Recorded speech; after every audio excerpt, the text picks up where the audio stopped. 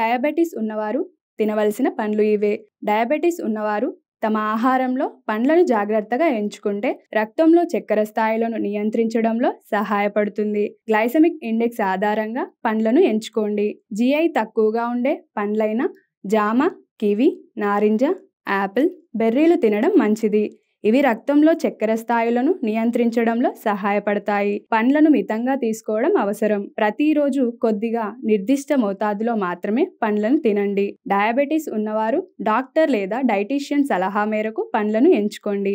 మరిన్ని విషయాల కోసం మా అశ్విని హాస్పిటల్ని సంప్రదించండి. మా హాస్పిటల్ ఎల్లారెడ్డిపేటలో బస్టాండ్ ఎదురుగా కలదు. మా నెంబర్స్ 9550588377, 9100093338.